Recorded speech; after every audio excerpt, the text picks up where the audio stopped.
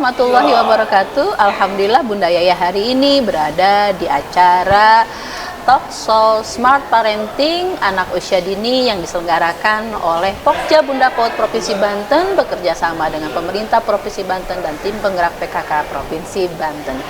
Yuk kita lihat keseruannya seperti apa, dan tentunya kita akan mendapatkan banyak sekali pengetahuan, informasi, dan edukasi terkait dengan tumbuh kembang anak dan bagaimana stimulasi perkembangan anak. Dan pembicaranya luar biasa loh, ada Prof. Tine Al-Mukhtabar, Profesor Dr. Tine Al-Mukhtabar selaku Bunda PAUD Provinsi Banten yang juga sangat paham sekali terkait dengan tumbuh kembang anak. Ada Dr. Nur Hadi dan Dr. Roman dari Universitas Indonesia. Dan tentunya keseruan hari ini acara dihadiri oleh berbagai elemen yang terutama adalah dari para orang tua, para pendidik PAUD, dan Majelis Taklim yang memang berkolaborasi untuk menyebarluaskan informasi dan edukasi ini sebagai bentuk dakwah atau perubahan yang memang harus dilakukan secara masif, mengingat golden period ini sangat penting dijaga, dioptimalisasi dan stimulasi dengan baik sehingga akan menghasilkan generasi emas yang berkualitas dan cerdas. Alhamdulillah Bunda Provinsi Banten Ibu Profesor Dr. Tine Al-Mukhtabar menggagas acara Smart Parenting ini untuk orang tua di Provinsi Banten. Langsung saja ya Bunda ya, kita akan menggali beberapa hal terkait dengan Indonesia mempunyai tema anak terlindungi, Indonesia maju. Bagaimana Bunda? Langsung saja ya, pandangan terhadap anak Indonesia terlindungi dan maju ini. Bismillahirrahmanirrahim. Assalamualaikum warahmatullahi wabarakatuh. Terima kasih Bunda Yaya yang hari ini bisa memandu kegiatan kita Smart Parenting untuk anak usia dini. Dan tadi menyinggung pertanyaan bagaimana menyiapkan anak-anak usia dini untuk mendukung Indonesia emas di tahun 2045. Jadi bunda-bunda yang hadir pada hari ini dari organisasi profesi pendidik, kemudian orang tua yang memiliki anak 0 sampai 6 tahun, perlu diketahui bahwa usia anak 0 sampai 6 tahun merupakan periode emas ya. Disitulah yang harus kita kawal, karena kalau kita berhasil mengawal tumbuh kembang anak usia dini 0 sampai 6 tahun, itu akan menjadi pondasi dasar anak ke depan. Tepuk tangan ya. Ya, karena ini adalah periode emas, terutama pertumbuhan dan perkembangan otaknya, di mana otak merupakan sumber semua kegiatan, aktivitas, dan bahkan bisa menghasilkan perilaku ya. Oleh karena itu anak usia dini yang 0 sampai 6 tahun di 20 tahun mendatang merupakan generasi-generasi produktif.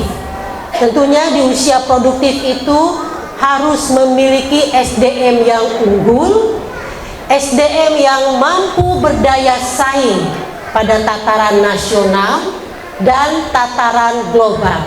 Oleh karenanya kita harus benar-benar mempersiapkan anak-anak usia dini hari ini agar bisa menjadi penerus bangsa dan menjadi generasi yang siap bertarung untuk tahun 2045 Indonesia emas.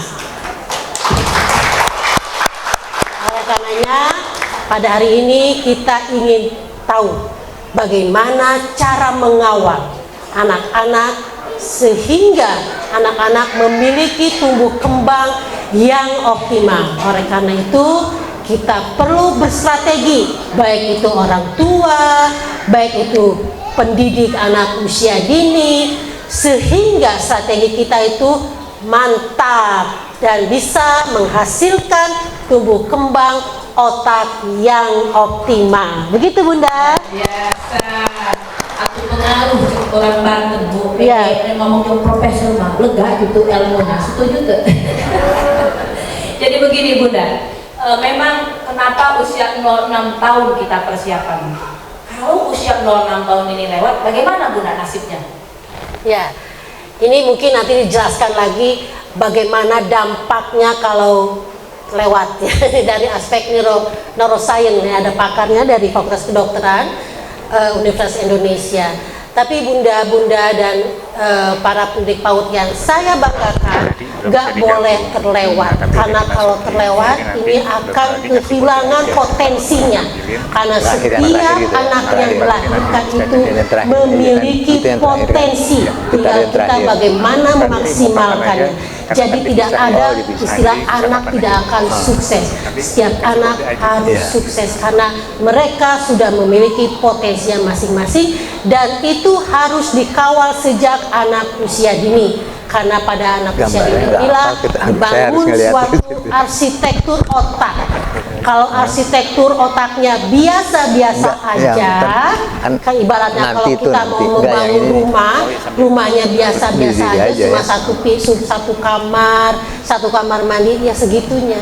Tetapi pada masa anak usia dini kita bisa menstimulasi agar otak itu memiliki arsitektur yang megah, arsitektur yang luar biasa, sehingga itu bisa digunakan kapasitas itu untuk di kemudian hari. Oleh karenanya, mari kita sama-sama menyimak dari para pakar bagaimana menstimulasi anak agar menghasilkan arsitektur di otak itu yang megah, yang bisa menjadi pondasi anak ke depannya. Terima kasih Bu Yaya. Terima kasih, luar biasa. Mudah-mudahan peserta semuanya ini kan memang banyak Bu. Ada majelis taklim, bunda PAUD, pendidik, guru, tokoh masyarakat, orang tua. Ilmunya ini kalau nggak sampai tuntas, sayang. Datengin konsultasi ke dokter melarang Bu. Larang kata orang Serang Bu. Siap ya? Yeah. Jadi alhamdulillah luar biasa, terima kasih. Aplaus untuk bunda PAUD kita. Dan kita akan bertanya kepada Bapak Dr. Nur Hadi. Assalamualaikum warahmatullahi wabarakatuh. Waalaikumsalam. Ini ya, jadi sebenarnya ya Tuhan itu menciptakan, ya itu ada ayatnya ya, Tuhan menciptakan yang ada di alam ini termasuk manusia itu dalam keadaan sempurna ya. Jadi bahannya sudah disediakan semuanya untuk mengatur perilaku kita, itu ada semuanya di otak ya. Tapi rohnya itu Allah yang punya kuasa ya. Tapi bendanya nanti rohnya akan ini kan untuk bekerjanya otak kita itu oleh ruh tadi ya. Jadi kita nggak boleh mempelajari ruhnya, kita mempelajari hanya struktur ya yang ada di dalam otak itu yang distimulasi oleh ruh pertama ya. Kemudian lama-lama nanti akan menjadi suatu behavior tertentu ya. Nah ini gambaran ya, sebenarnya yang ini yang baik ya, yang betul.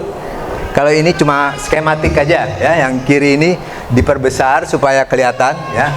Jadi di otak kita itu kurang lebih hampir ada kurang lebih ya sekitar kalau hampir 100 miliar ya. Otak kita itu ada ini yang namanya sel-selnya ini adalah yang disebut neuron ya, itu jumlahnya sekitar 100 miliar.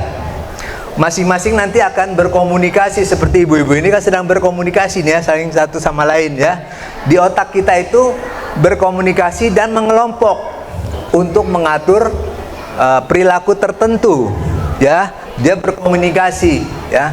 Nah, yang kita sebut dengan jejaring otak yang spesifik untuk behavior tertentu ya. Seperti ibu-ibu ini ya, ada yang punya keahlian masak, nanti berkumpul ya, belajar memantau masak. Ada yang tukang makan aja juga ada. Tapi berkomunikasi juga, saling berkomunikasi. Seperti itu kurang lebih ya Bu ya. Nah, ini yang kita jadi untuk otak itu ada bagian-bagiannya ya. Ada bagian-bagiannya untuk masing-masing fungsi perilaku kita semua, dan itu bukan hanya satu kelompok, jadi dia berintegrasi ya, seperti tadi mungkin dalam suatu organisasi ada ketuanya, ada sekretarisnya, ada anggotanya, ada bidang khususnya, itu semuanya terorganisasi dengan baik. Ini adalah salah satu contoh organisasi yang paling baik ya, karena ciptaan Allah ya, bukan ciptaan manusia. Jadi kita harus contoh, tidak ada yang saling sikut menyikut, tidak ada yang saling injak-menginjak, nggak ada di sini. Semuanya saling membantu ya, baik dari otaknya sendiri maupun organ-organ atau sistem yang lain, jantung, itu semuanya saling kerjasama untuk menjadi satu individu yang sehat. Nah, berkaitan dengan terutama ya untuk pertumbuh kembang ya, suatu perilaku yang kita harapkan ya, kita harus kembangkan tadi jejaring-jejaring otak yang berperan untuk perilaku-perilaku tertentu ya. Jejaring-jejaring itu nanti kita harus distimulasi ya, kita stimulasi dengan perilaku-perilaku tertentu. Ini yang gambar warna-warni itu ya, itu ada bagian-bagian neuron atau sel saraf di otak kita, itu yang berperan untuk fungsi memori kita yang utama ya. Itu bentuknya seperti lengkungan gitu ya. Nah, dan itu masing-masing mempunyai bagian-bagian tertentu ya untuk fungsi-fungsi memori kita yang nanti berperan sebagai perilaku tertentu. Nah, koneksi, nah kita lihat di sini skematiknya ya, itu ada hubungan ya antara satu sel saraf atau neuron. Nah, itu nanti kita akan tingkatkan menjadi suatu rangkaian spesifik untuk perilaku tertentu yang kita kenal dengan neuroplasticity atau plastisitas sinap istilahnya ya. Jadi kalau belum terjadi rangkaian yang spesifik untuk perilaku tertentu, otak itu tidak berfungsi, hanya tumbuh aja, tapi tidak ada fungsinya untuk perilaku tertentu. Nah, jelas di sini, Bu.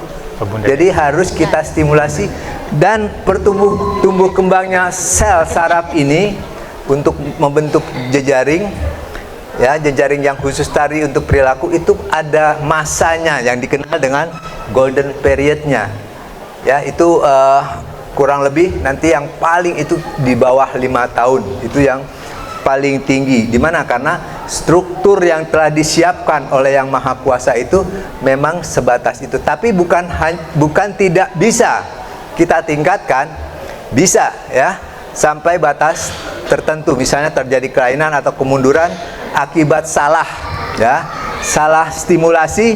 Nah, itu kita bisa ya. Cuma kecepatannya ya itu yang berbeda ya. Jadi kalau misalnya contoh ya, misalnya pada usia dini ya terjadi hal-hal yang tidak diinginkan ya, misalnya orang tuanya sakit sehingga tidak bisa merawat dengan baik ya, dari keluarga yang memang juga kurang mampu, sehingga nutrisi terutama yang diperlukan untuk bertumbuh dan kembang ya. Kalau berkembang itu berarti berfungsi ya. Kalau tumbuh baru tumbuh dari sedikit jadi banyak ya. Nah, itu ada masanya, dan nanti setelah itu mulai sedikit-sedikit menurun. Tapi yang paling penting adalah koneksinya ya, networknya yang kita harus bentuk dengan memberikan stimulasi yang kita butuhkan ya untuk menjadi manusia yang istilahnya berakhlak mulia, mempunyai sifat-sifat yang baik semuanya ya. Itu harus diberikan secara dini. Selain itu juga kita harus tahu masing-masing usia itu mempunyai ya kemampuannya ya sendiri-sendiri. Kita tidak bisa memaksakan ya, kita tidak bisa memaksakan. Itu harus dilihat sesuai dengan perkembangannya. Mungkin ada slide berikutnya ada ya. Nah, ini ya kita lihat bahwa anak yang baru lahir ya, sel sarafnya masih sedikit ya. Dengan berkembangnya usia, apalagi kalau ditambahkan, jumlahnya akan meningkat, dan kita bisa lihat pada usia 2 sampai usia 9 bulan itu sudah banyak sekali jejaringnya karena sudah banyak stimulasi yang diterima dari sekelilingnya. Nah, kalau salah, maka networknya juga akan salah. Ya, harusnya yang kita harapkan menjadi perilaku yang baik menjadi baik. Ya, nah ini kita lihat yang koneksinya atau hubungannya sedikit, lama-lama dia menjadi banyak. Ya, jadi kalau satu sel saraf itu paling sedikit berkomunikasi dengan 10.000 sel saraf yang lainnya. Ya, jadi kalau koneksinya yang kita kenal dengan sinapsnya tadi itu sekitar hampir 3 triliun. 3 triliun. Tahu yang nolnya 12 gitu kan? Ya, yang nggak kehitung lagi ya. Itu sekitar 3 triliun yang paling optimal nantinya ya, jumlah koneksinya. Nah, pada satu tertentu mungkin ada gangguan. Ya, karena hal-hal yang tidak ringan, terutama kekurangan nutrisi yang baik, ya, itu akan menurunkan koneksinya sehingga mengganggu kapasitas fungsi dari sel-sel saraf tersebut. Nah, ini juga hanya bisa dilihat dengan mikroskop, ya. Tapi sekarang sudah bisa kita, ini udah sampai sini atau belum ya? Pertanyaannya. Bisa dilanjutkan. Ya, jadi kita bisa melihat ya. Jadi nanti sesuai dengan perkembangannya kita nanti akan dijelaskan oleh Dr. Roman usia-usia berapa dan macam-macam jenis apa yang harus jenis stimulasinya. Ya, kalau saya bidangnya cuma ini aja ya. Sampai di sini nanti kita gabungkan dengan pengetahuan ini ya. Nah, nanti ini untuk tumbuh kembang ini perlu tadi nutrisi-nutrisi dan juga faktor-faktor yang bisa mempengaruhi baik positif maupun negatif ya. Yang positif ya, dia akan membantu, mensupport pembentukan network tadi dengan optimal ya, sesuai dengan kita berikan stimulus. Dan faktor negatif itu nanti akan merusak ya, merusak selnya atau koneksinya ya, sehingga tidak berfungsi dengan baik ya. Salah satu yang paling penting dalam hal untuk memberikan stimulus pada anak-anak, kita tidak boleh memberikan dalam kondisi anak itu stres ya, karena kalau stres itu akan mensekresi ya zat-zat yang bisa meningkatkan kerjanya ya, yaitu yang dikenal dengan adrenalin. Jadi kalau ibu-ibu lagi stres itu adrenalinnya meningkat dan itu ditingkatkan terus, lama-lama biasanya lelah jadi rusak ya. Dan juga ada lagi yang kita sebut dengan, kalau yang udah lama stresnya, kortisol, ibu-ibu kortisol ya, itu akan merusak sel-sel saraf tadi sehingga tidak terjadi network yang spesifik untuk perilaku tersebut. Nah, salah satu stimulasi nanti adalah yang bentuknya ya yang kita kenal dengan pengayaan nanti ya, yang tadi yang program yang kita memang ini adalah pengayaan, karena kita tidak bisa memberikan satu stimulus. Kenapa? Karena otak kita itu banyak sekali istilahnya disebutnya nukleus atau inti-inti yang mempunyai peran fungsi-fungsi perilaku tertentu dan berintegrasi mereka semuanya itu bagian-bagiannya, sehingga untuk membentuk perilaku yang baik itu harus diberikan stimulasi yang bermacam-macam ya, seperti membaca harus ada motoriknya juga, jadi harus mendengar segala macam sensorik, nanti dia akan lebih kompleks ya, lebih kompleks dan optimal networknya tadi ya. Nah, itu sekarang mungkin ibu kalau yang perawat ada perawat di sini ya, nggak ada ibu-ibu? Ada ya. Kalau ibu mungkin tahu EEG tahu untuk meriksa otak, biasanya meriksanya buat apa? Ini mau tampilin EEG mumpung buat epilepsi ya, epilepsi yang utama di Indonesia. Tapi sekarang kita bisa manfaatkan ya pengetahuan tadi dengan perkembangan teknologi, kita bisa gunakan untuk semua perilaku aktivitas otak tadi ya, baik pada anak-anak. Nanti kita bisa lihat contohnya ya, gambarnya ya. Nah, ya. Oh, di sana. Nah, ini Ibu ya. Ini EEG ya. Ini nanti hasilnya itu kegiatan listriknya. Kalau otak itu listrik yang kerja. Makanya kalau orang kena stromnya tinggi, langsung dia jantungnya berhenti, jantungnya ya, dan juga otaknya rusak. Nah, ini kita lihat ya, ini anak ya di PAUD. Ya, ini dulu hanya EEG, tapi sekarang kemajuan teknologi kita gunakan, kita kuantifikasi gelombang-gelombang yang tadi, yang kalau direkam tuh mungkin ibu-ibu ada yang pernah melihat gelombangnya tuh seperti cacing ya, rumput-rumput ya. Nah nanti akhirnya kita bisa lihat berwarna-warni ini masing-masing gelombangnya di daerah-daerah tertentu, atau koneksinya antara bagian otak tertentu dengan bagian otaknya. Ini kita bisa gunakan untuk deteksi baik bayi ya maupun anak-anak, orang tua ya, semuanya kita bisa gunakan alat ini untuk mendeteksi dan juga mengevaluasi kalau kita sudah stimulasinya betul atau enggak. Kita bisa observasi atau evaluasi dengan alat ini yang memang cukup saat ini sedang berkembang untuk mengoptimalkan fungsi EEG tersebut ya. Jadi nanti kelihatan, oh ini yang networknya banyak ya, IQ-nya berapa, kita korelasikan ya. Nanti oh sekian. Nah, oh ini networknya sedikit, berarti daerah mana yang belum distimulasi, itulah yang kita tingkatkan ya. Nanti Dr. Roman nanti yang mengetahui untuk stimulasinya. Saya rasa itu saja dari saya ya. Jadi tadi tentang golden period tadi ada berkaitan dengan sifat dari sel saraf itu sendiri yang mempunyai batas-batas kemampuan tertentu dan tumbuh kembangnya ya berbeda-beda tiap usia ya, mulai dari itu sampai umur 5 tahun. Oke, terima kasih.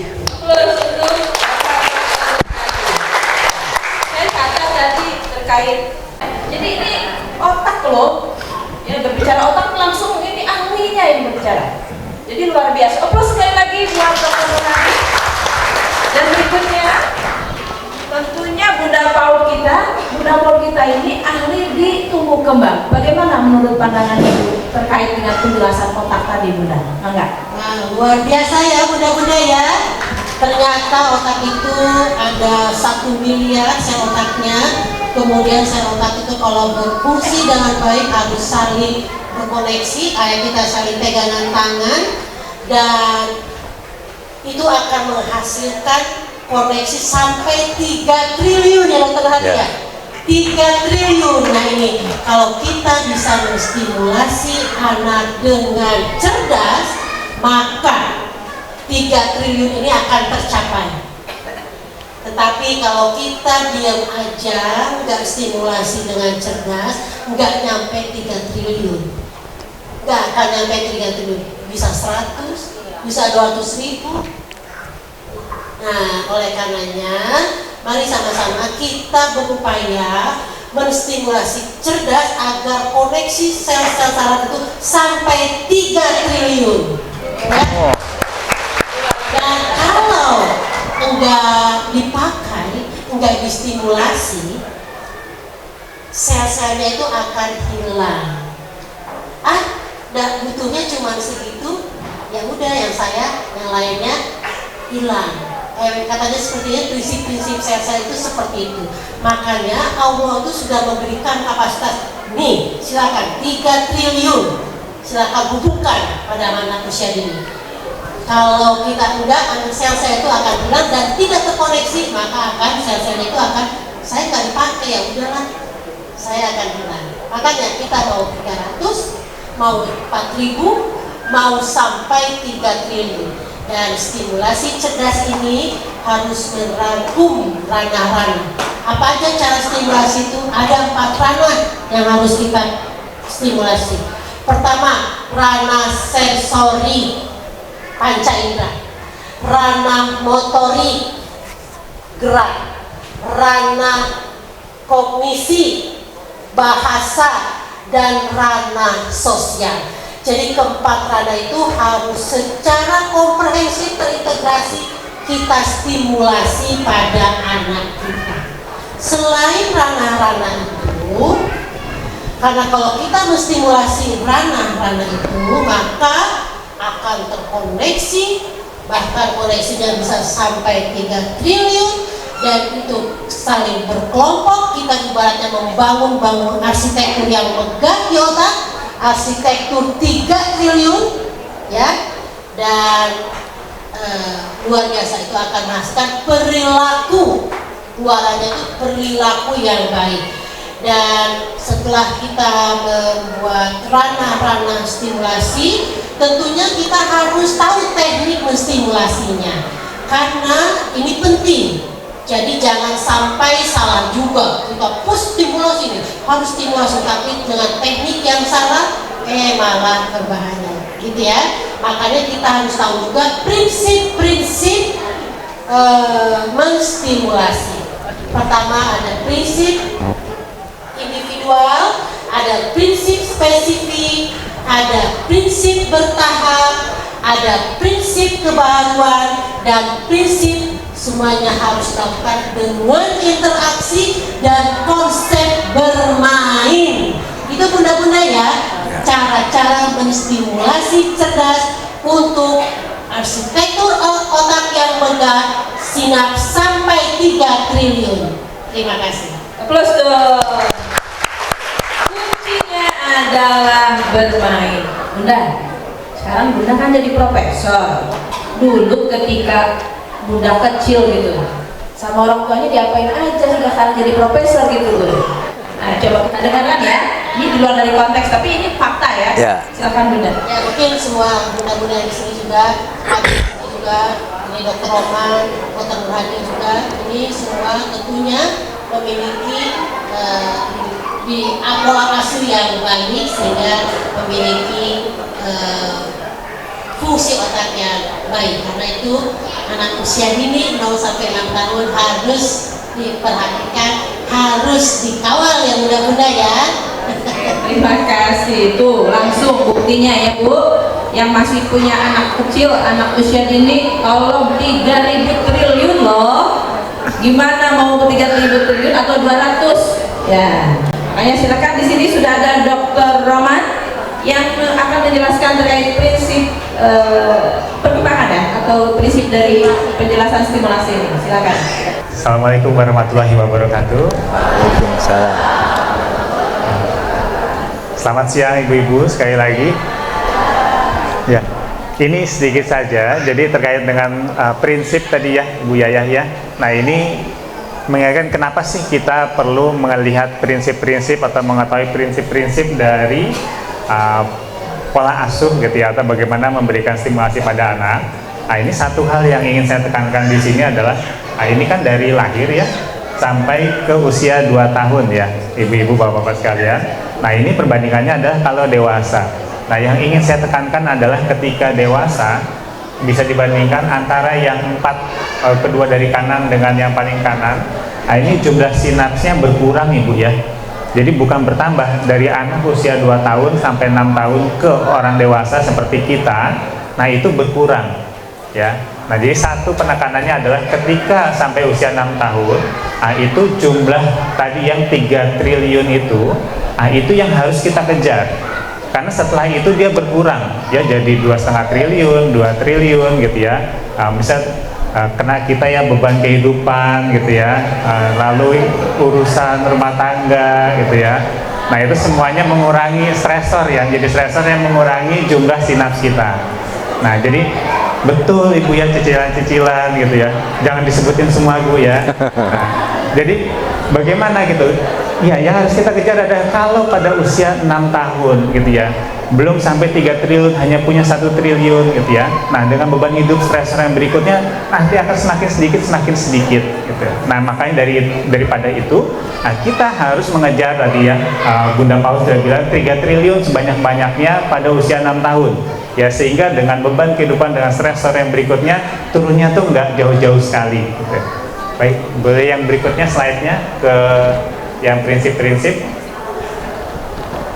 lagi ya, terima kasih. Nah ini jadi untuk yang prinsipnya Bu Yayah, maaf punten, ini kita bahas satu persatu atau mau semuanya sekaligus? Langsung saja.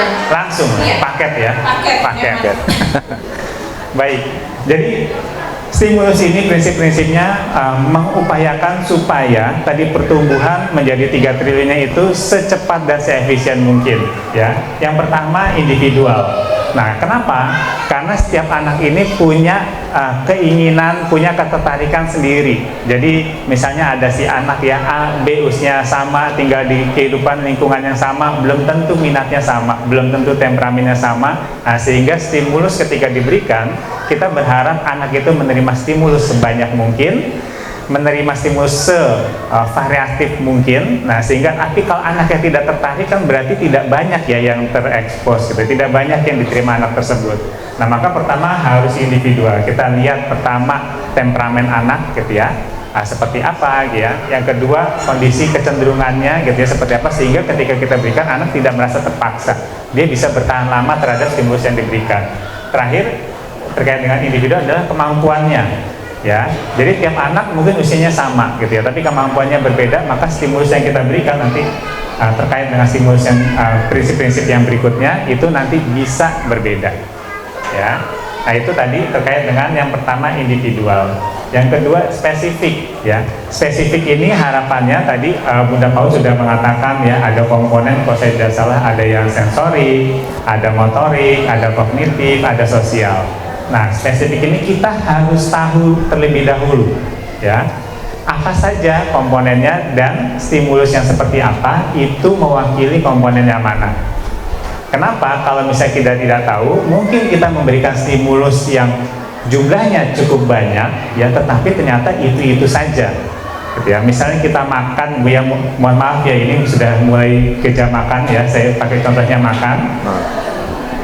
Nah, ini misalnya contoh makan, kita makan nasi ya ibu-ibu, lalu lauknya pakai perkedel kentang ya, sayurnya sayur jagung ya, sop jagung ya. Nah, semuanya kan karbohidrat ya, jadi sudah lengkap tuh komponennya ya, tapi ternyata sama-sama itu saja gitu ya. Nah, apa yang terjadi? Nah, kita bisa makan karbohidrat itu juga terbatas gitu ya, manfaat yang didapat juga terbatas. Nah, sehingga tadi kita makannya banyak, kita berikan stimulasi banyak, tapi mungkin nggak akan sampai ke 3 triliun gitu ya, karena yang kita berikan itu saja.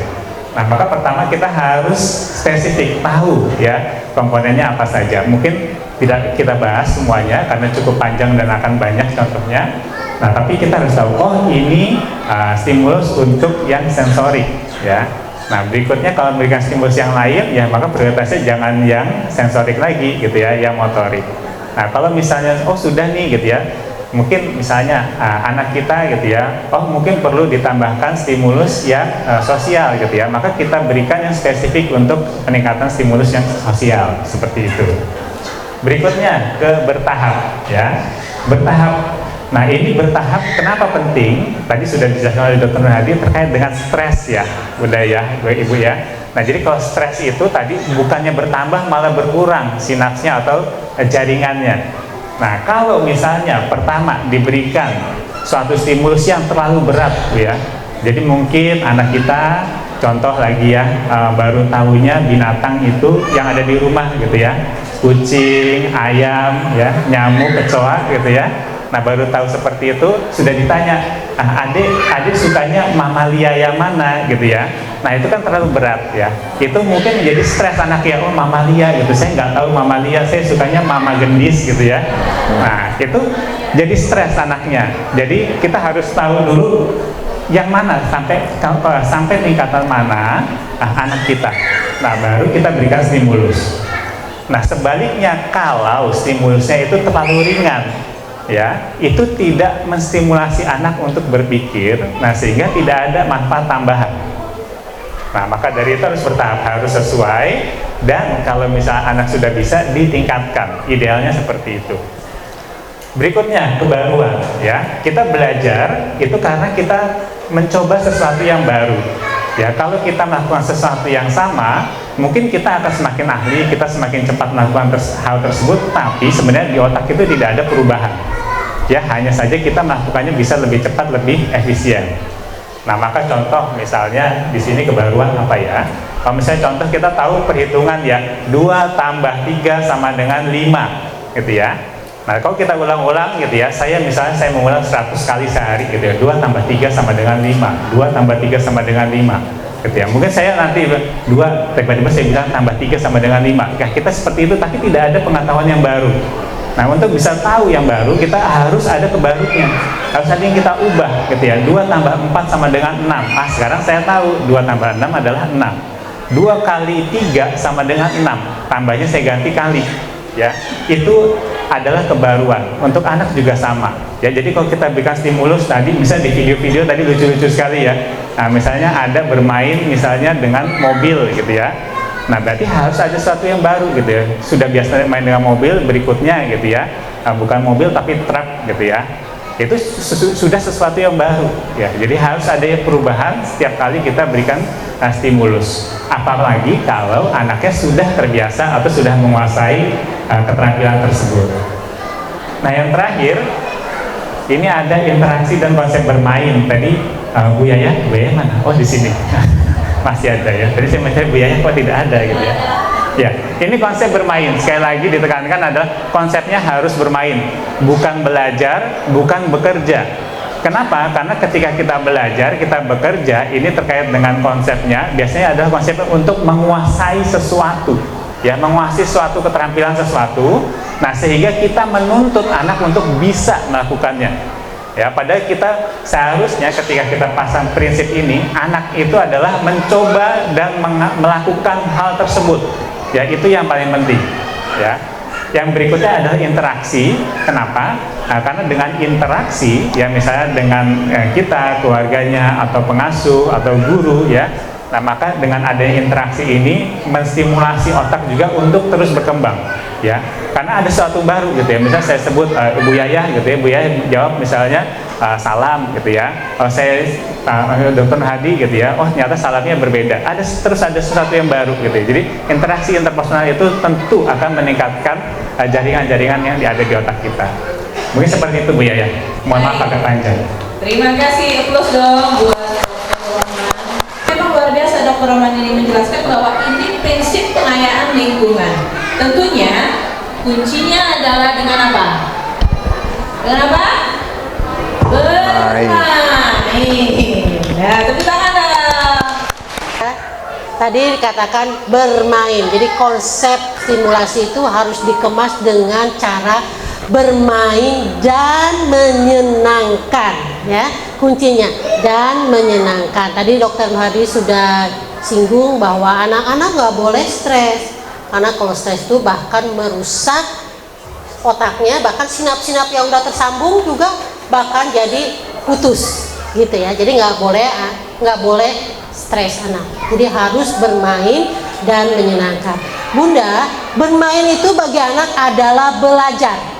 Jadi jangan khawatir, bermain itu adalah belajar, karena dengan konsep-konsep bermain itu maka anak-anak bisa melepaskan ide-idenya, memecahkan masalahnya, meningkatkan keterampilannya. Jadi bagi anak, bermain adalah belajar dengan cara yang menyenangkan. Tentunya tinggal bunda-bunda memberikan permainan-permainan yang main itu memberi makna-makna edukasi, baik itu ranah stimulasi sensori, motorik, kognisi bahasa, ataupun sosialnya. Jadi konsep-konsep bermain inilah yang perlu kita kawal. Dan kalau kita pelajari bahwa dalam permainan itu harus ada interaksi, harus ada fokus, atensi, harus ada interaksi, ya. Kuncinya adalah interaksi. Jadi dengan interaksi itu maka ada anak memberikan suatu fokus, dan kalau anak sudah memberikan suatu fokus terhadap misalnya anak menunjuk sesuatu, dan itu tidak boleh diabaikan, harus kita layani. Ibaratnya dengan interaksi itu kayak memberi dan melayani, ya, kayak kita main tenis lah. Ada yang serve, ada yang mukul lagi, ada yang serve, ada yang mukul lagi. Jadi konsep bermain itu kalau ibaratnya dengan istilah bahasa kerennya itu serve and return. Jadi interaksinya tuh harus dua arah, nggak boleh anak main sendiri. Jadi anak itu harus ada yang dampingin. bisa ngarahkan. Ketika anak sudah punya fokus, misalnya anak nunjuk sesuatu, maka itu harus segera ditangkap, dilayani. Apa itu ya? Itu harus kita nama.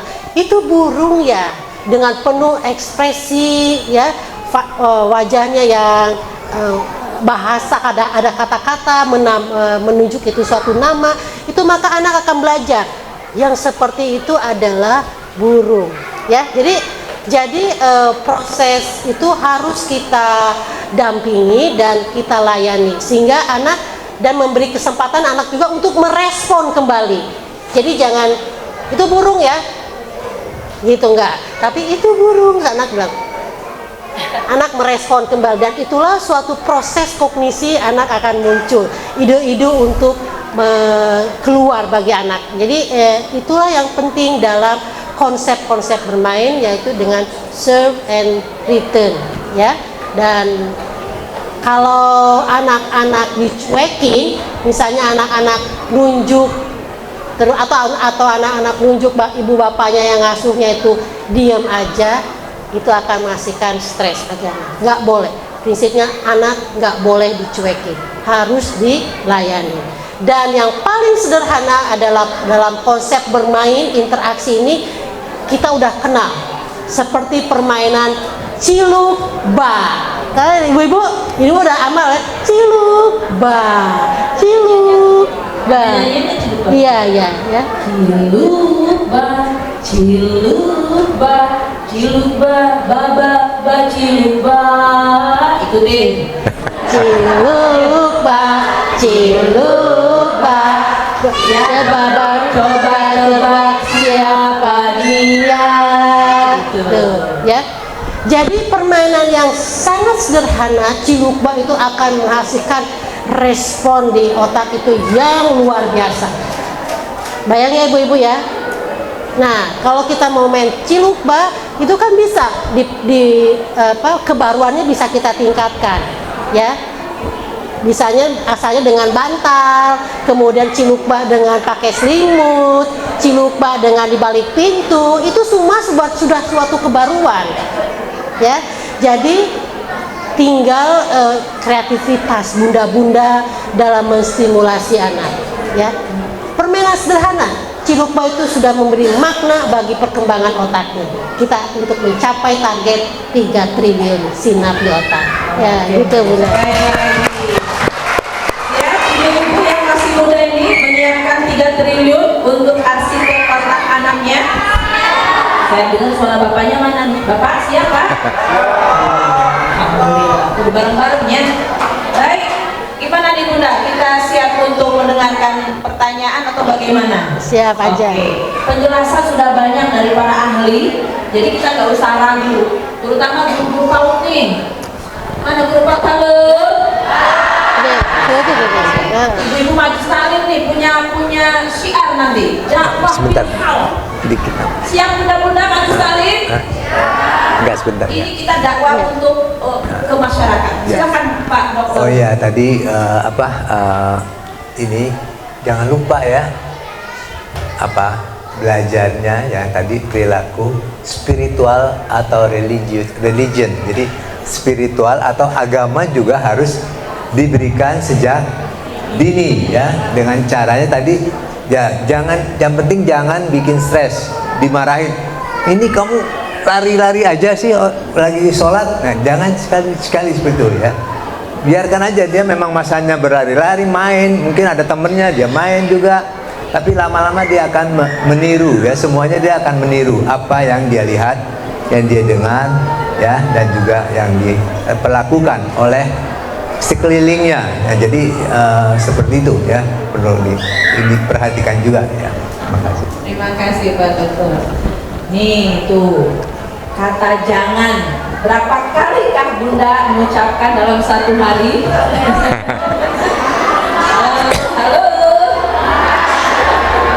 Jadi oke ya, jadi ini luar biasa, ini kita semua disadarkan, termasuk kita semua sini ya, disadarkan bahwa ada hal menarik di dalam membuat arsitek itu supaya menjadi 3 triliun tadi. Di rambu-rambunya, prinsip-prinsipnya dan stimulasinya sudah jelas. saya akan buka sesi pertanyaan. Bismillahirrahmanirrahim. Assalamualaikum warahmatullahi wabarakatuh. Waalaikumsalam warahmatullahi wabarakatuh. Ya, sebelumnya terima kasih atas kesempatannya untuk bertanya. Perkenalkan, nama saya Ulfa dari Himpaudi Kabupaten Serang, Kecamatan Petir. Khususnya kepada Dr. Roman, tadi telah dijelaskan mengenai prinsip dalam pengayaan lingkungan. Di sini yang akan saya tanyakan yaitu bagaimana sih caranya gitu ya, cara untuk menciptakan ataupun meningkatkan lingkungan yang aman dan nyaman untuk tumbuh kembang anak gitu ya. Ya cukup sekian. Ya, terima kasih. Tepuk tangan dong untuk pertanyaan pertama. Baik, sebelah sana ya. Bismillahirrahmanirrahim. Assalamualaikum warahmatullahi wabarakatuh. Waalaikumsalam. Perkenalkan, nama saya Julaiha dari IGRA Kota Serang, Bunda. Alhamdulillah Bunda, materinya sangat luar biasa dan saya merasa bahagia, bangga gitu ya, karena memang bagus sekali Bunda materinya khusus untuk kami, yaitu pendidik guru LA atau PAUD gitu ya Bunda. Tadi Bunda mengatakan bahwa simulasi itu anak itu bermain seperti itu ya Bunda, bermain dan menyenangkan. Yang saya alami Bunda di salah satu siswa saya ini Bunda, ini curhat sekali, curhat aja Bunda. Kami itu kebingungan Bunda, bagaimana cara mengatasi anak ini udah diberikan simulasi seperti kayak tadi Bunda sampaikan, dengan interaksi, dengan bermain, menyenangkan, bahkan ada kognitif, motorik kasar dan motorik halusnya Bunda. Tapi ini anak ini tidak mau merespon untuk bicara Bunda. Itu yang membuat kami bingung. Gitu, paling sedikit-sedikit itu bicaranya Bunda. Kami sudah konsultasikan kepada kedua orang tuanya, ternyata di orang rumahnya juga seperti itu Bunda. Terima kasih Bunda. Assalamualaikum warahmatullahi wabarakatuh. Waalaikumsalam. Perkenalkan saya dari Tiga Naksa Kabupaten Tangerang. Di sini saya sedikit mau bercerita dulu sedikit ya Bu, izin. Jadi saya dan istri saya itu di rumah membentuk sebuah TPA. Nah kebetulan kalau untuk usia 5 tahun ke bawah itu istri yang pegang. Nah di situ ada satu anak yang sangat spesial. Nah jadi ketika dikumpulkan dengan teman-teman ngajinya itu dia nggak bisa fokus dan tangannya itu sangat ringan gitu, pukul-pukul. Akhirnya ya kita harus pisahkan dia biar anak-anak yang lain selesai dulu. Nah di sini pertanyaannya, kira-kira stimulasi apa ya yang tepat untuk anak seperti itu, jadi biar bersosialisasinya sama teman-teman yang lainnya aman gitu. Karena itu juga untuk kita sosialisasi ke wali-wali muridnya juga gitu. Terima kasih. Terima kasih semuanya. Applause untuk para penanya. Untuk pertanyaan dari Ibu Ulfah tadi ya. Nah ini yang pertama, ketika kita ingin memberikan stimulus yang jadi sebenarnya bukan aman nyaman saja gitu ya, tetapi juga harus efektif. Ya, ketika kita bicara mengenai aman nyaman atau efektif, nah ini kita berarti ada di tengah-tengah ya. Nah kalau yang di atas ini maksudnya adalah lingkungannya itu terlalu mencekam ya, hostile atau mencekam. Kalau yang bawah ini berarti kurang stimulasi ya. Jadi kalau kurang itu tidak baik, lebih juga tidak baik. Makanya yang baik adalah yang sedang-sedang saja gitu ya. Nah, kenapa? Iya, gitu betul. Betul ya, ini ada versi remixnya juga, ada ya. Nah, jadi yang sedang-sedang saja. Jadi saya akan bicarakan dua versi. Jadi yang pertama ya, kalau misalnya kita tadi penekanannya adalah aman dan nyaman, berarti jangan sampai intensitas atau pemberian stimulusnya itu sampai membuat anak menjadi tertekan atau stres. Nah, bagaimana cara tahunya? Adalah kita melihat bagaimana karakteristik anak-anak yang stres. Jadi mungkin nanti akan terkait dengan pertanyaan yang berikutnya tadi. Pertama, anak yang stres itu kita tentu ini terutama rekan-rekan yang pengajar PAUD gitu ya, tentu sudah bisa tahu, minimal sudah pernah pasti melihat gitu ya bagaimana anak yang tampak stres gitu ya. Yang pertama itu ada perubahan dari perilakunya. Yang biasanya anaknya aktif gitu ya, nah tiba-tiba menjadi diam. Nah ini kita harus aware atau waspada bahwa oh jangan-jangan dia stres. Walaupun belum tentu gitu ya, mungkin capek, mungkin apa, tapi kita harus menyadari bahwa ada kemungkinan sudah stres gitu ya. Atau anaknya diam, sekarang malah jadi aktif, lari-lari kemana-mana. Jadi bukan dia yang biasanya ya. Berikutnya gitu ya, kalau dia sudah semakin stres, ada perubahan dari emosinya. Ya, jadi dia mudah untuk misalnya sedih gitu ya, tiba-tiba menjadi marah gitu ya, dan sebagainya. Kalau meningkat lagi gitu ya, mulai masuk ke perubahan dari perilaku yang diakibatkan oleh perasaannya. Misalnya menarik diri gitu ya, tidak mau berinteraksi dan sebagainya. Nah, kalau ya ini tidak diantisipasi atau tidak dilakukan intervensi, nah maka mulai ada perubahan atau gangguan, misalnya tadi gangguan tidur gitu ya. Jadi sudah mulai mengganggu aktivitas rutinitas sehari-hari. Atau misalnya kalau misalnya sudah sekolah gitu ya, prestasi akademiknya menurun gitu ya. Nah, itu yang terjadi kalau misalnya stimulasinya itu berlebihan. Nah, kalau misalnya kita mundur lagi, kalau misalnya terjadi yang seperti itu, nah berarti Bu Ulfa itu kita harus menurunkan gitu ya. Jangan-jangan intensitasnya itu terlalu tinggi untuk dia pada stimulasi tersebut. Jadi bisa saja gitu ya, kalau saya gitu ya untuk masalah sosial gitu ya, ini saya nggak punya kemampuan apa-apa gitu ya, disuruh untuk bicara ke guru saja saya takut untuk melihat matanya gitu ya. Nah, sekarang diajak bicara 10 menit ya, mungkin untuk anak yang lain tidak ada masalah, untuk saya itu stres yang sangat besar gitu ya. Nah, itu kita harus tahu, karena kita tidak bisa melihat pukul rata ke seluruh kelas, tapi memang harus dinilai atau dievaluasi satu persatu. Berikutnya, kalau yang kurang gitu ya, nah biasanya ini akan terlihat sebagai anak yang tidak fokus untuk mengerjakan. Bisa tampak seperti itu, oh mudah gitu ya, suruh cuma bilang 1 + 1 sama dengan 2 gitu misalnya, atau suruh lihat ya ini gambar apa gitu ya. Nah ini saya sudah bisa gitu ya. Nah kalau anak yang tampak tidak tertantang lagi seperti itu, nah maka kita harus tingkatkan ya. Karena pun kalau misalnya itu tidak kita tingkatkan, biasanya sih anaknya akan mengerjakan satu hal yang lain ya, ibu-ibu ya, biasanya kan seperti itu ya. Terus misalnya mengganggu teman yang lain, misal contoh salah satu ekspresinya seperti itu, nah ini harus ditakar masing-masing ya. Jadi aman, nyaman, tapi juga efektif ya. Mungkin seperti itu Bapak. Oke. Terima kasih penjelasannya. Baik, tadi beberapa hal catatan dari saya terkait pengayaan lingkungan ya. Jadi pengayaan lingkungan ini penting supaya anak nggak bosan ya Pak ya? Betul. Ya. Kemudian berikutnya penjelasan dari Bunda kita terkait dengan bahasa tadi ya, anaknya kurang banyak berbicara ya, intinya di situ. Silakan Bunda. Baik. Jadi sebetulnya dalam menstimulasi anak sejak dini itu harus kita banyak interaksi dan komunikasi dengan bahasa verbal, banyak mengeluarkan kata-kata, karena dengan anak menampung variasi kata-kata itu sembari belajar bahasa sebetulnya.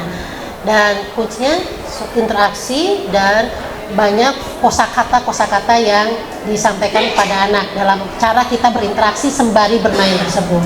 Dan jika anak-anak pendiam tidak mau merespon, itu tentunya perlu ditelusuri dulu apa penyebabnya. Pertama, apakah dia nggak mau merespon karena tidak punya atensi? Karena anak kalau sudah atensi fokus pada sesuatu, itulah yang harus dikejar, didampingi dengan serve and return yang tadi. Ya, kalau anaknya tidak punya atensi, jangan dipaksakan. Kalau dipaksakan, itu malah menimbulkan stres. Nggak boleh anak sampai stres ya.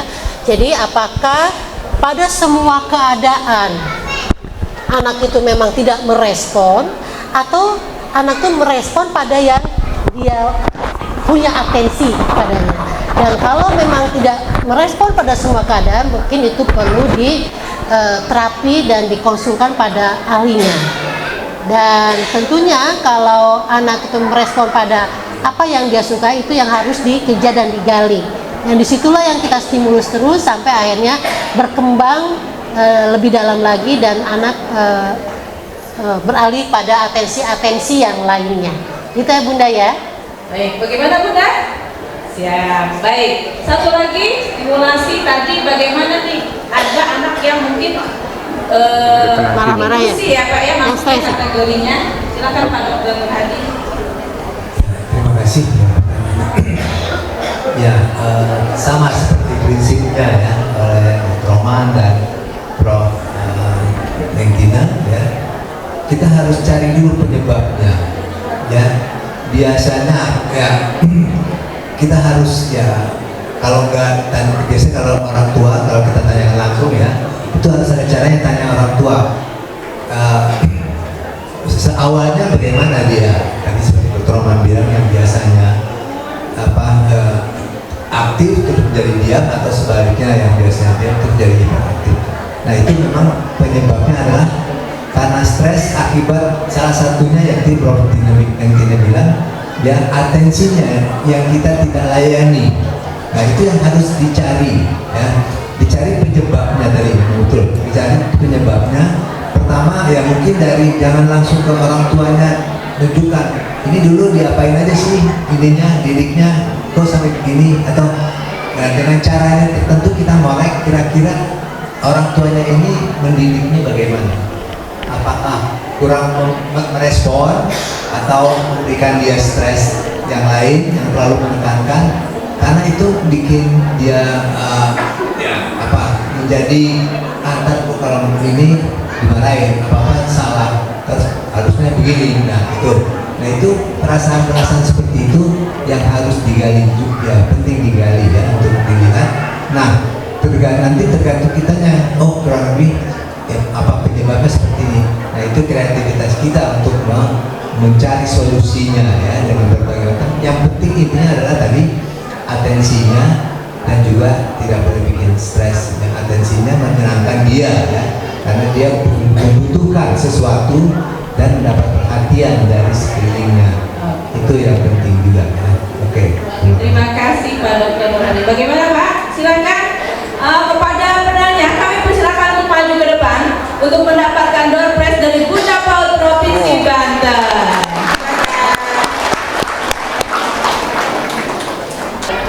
Dapat pandangan nanti nyampe ya Bu. Oke. Bapak Dr. Nurhadi, kami silakan berikan kepada Bapak yang dari Tiga Rasa. Boleh foto bersama. Ibu maaf namanya siapa Bu? Bu Jaleka. Bu Jaleka, saya baru ngomong tentang umur 7 tahun. Jadi kamu. Terima kasih ya Bu untuk para penanya. Saya masuk SD belum ngomong. Siap-siap para peserta ditanya. Ya. Sebutkan prinsip-prinsip pengayaan lingkungan. Halo. Iya gitu. Mana lah? Ada anak kecil tuh yang di sana tuh. Ada anak kecil maju. Itu ada yang anak kecil itu kesini. Anak siapa itu? Sama emaknya suruh kesini. Anak yang kecil itu, yang anak kecil maju keluar itu datang begini. Sini, anak siapa itu? Nah, ya boleh Pak. Tadi kenapa main HP aja gitu? Dek, tadi hobinya main apa di rumah? Suka main bola enggak? Nah, sama siapa main bolanya? Siapa nama temennya? Siapa? Coba sebutin, Bunda mau tahu. Siapa bestinya, siapa teman main bolanya? Siapa aja? Aska. Askanya diajak main di rumah. Yang di rumah siapa?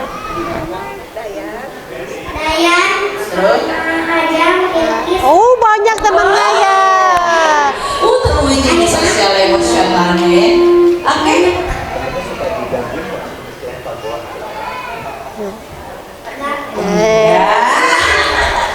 Oke, terima kasih. Tepuk tangan terakhir hebat. Tas dulu. Kasih hadiah ya. Boleh. Ini hadiahnya. Nanti kan mau tahun Ada yang tahu? Masya Allah. Foto sama Bunda. Terima kasih. Makasih ya. Nah, boleh Ya, diambil. ya. Nah, Menyebabkan stres itu Mbak Baik. iya dah. Oh. Ya, silakan.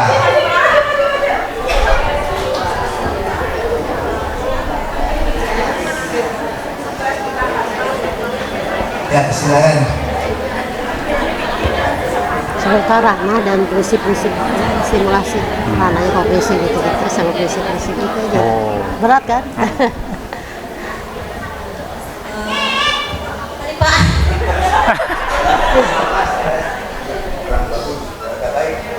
Ya, stres itu kurang baik karena banyak pikiran. Yang menyebabkan stres itu Dampak stres apa? Dampaknya stres, kalau stres. dampaknya itu Bu diam dulu Bu, lagi stres Bu. bisa mempengaruhi pikiran, otak, Kita menjadi apa gitu? tidak konsentrasi dalam berpikir, terus apa lagi? Lupa. Kayak ya. Ya, kaitannya kalau stres itu Oke. Ibu mau kemana? Kan belum. Ya, itu betul ya. Tapi kurang detail nggak apa-apa. Udah betul. Ya, oke. Silakan dapat hadiah.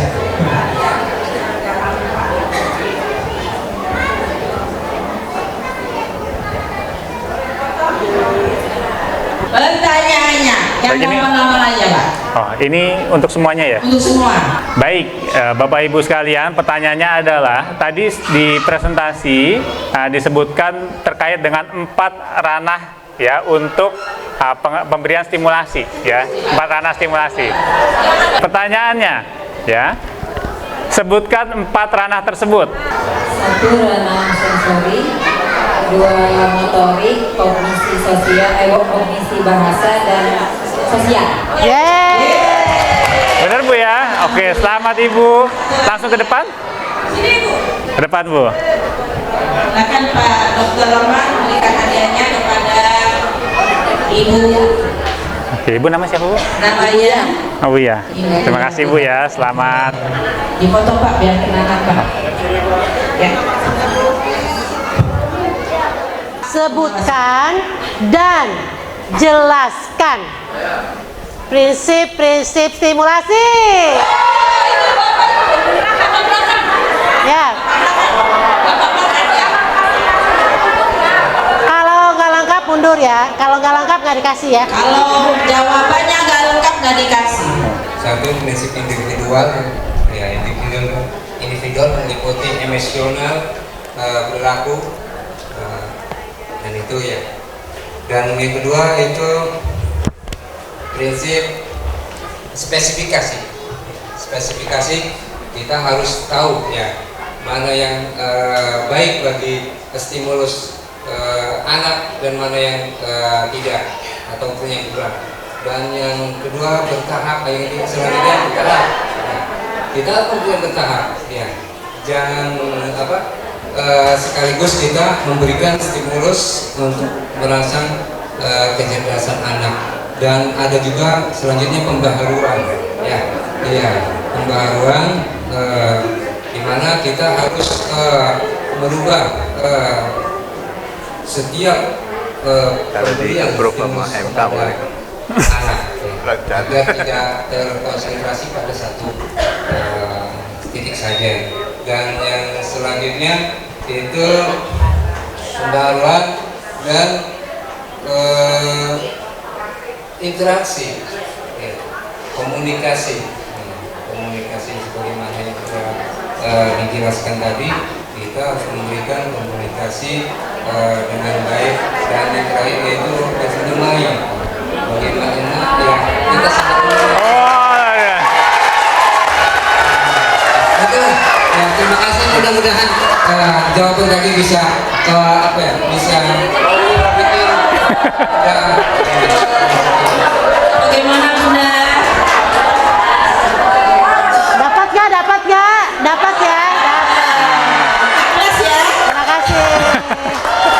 Baik. Nih Pak. Alhamdulillah.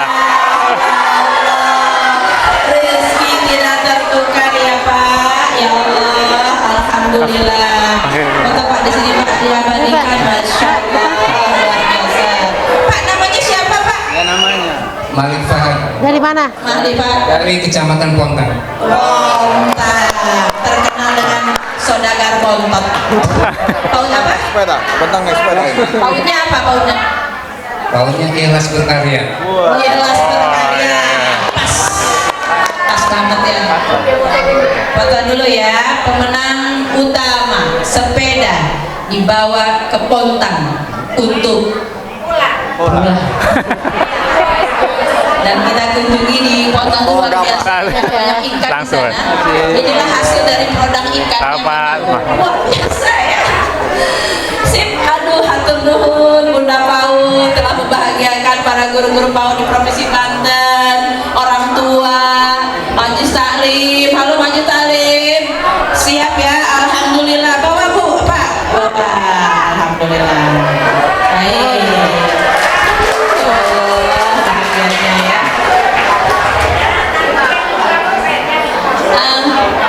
Baik, tutup ya. Halo. Tapi tadi biar ada oleh-oleh, tadi kan stimulasi itu penting. Pulang-pulang nanti stimulasi tadi main cilukba. Tapi nyanyinya juga ada, kita nyanyi bersama yuk biar ada oleh-olehnya ya. Yuk boleh. Cilukba, cilukba, cilukba, cilukba, cilukba, cilukba. Coba tebak siapa dia? Siapa?